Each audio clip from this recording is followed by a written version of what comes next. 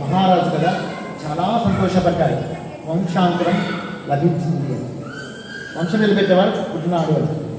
దాంతో ఆనందంతో ఏం చేశాడు, ప్రజలందరినీ పిలుచుకున్నాడు. తన రాజ్య ప్రజలందరినీ పిలుచుకుని ఒక రోజున సాయం సంధ్యాకాలంలో ప్రక్కనే భద్రశీల నది ప్రవహిస్తూ ఉంటుంది. ఆ భద్రశీల నది ఒడ్డున ఇసుక తిన్నెల పైన చల్లని వాతావరణంలో సాయం సంధ్యాకాంతుల్లో చాలా అద్భుతంగా సత్యనారాయణ స్వామి వ్రతం చేస్తున్నాడు. అలా చేస్తూ ఉన్న సందర్భంలోనే ఆ భద్రశీల నదిలోనే ఒక సాధువు అనేటువంటి వైశ్యుడు వర్తకుడు ఒక శిష్యుని వెంట పెట్టుకుని వేరే దేశానికి వ్యాపారం పోయి తాను కూడా ఆ సాధువు వైశ్యుడు కూడా పూర్తయిన తర్వాత అందరికీ మహారాజు కాబట్టి పంచపక్ష పరమాణాలతో భోజనం పెట్టాడు. చాలా తృప్తిగా వచ్చేసారు. భోజనం అయిన తర్వాత అందరూ వంచలతో పోగొట్టి తాములు చూసుకోవాలి.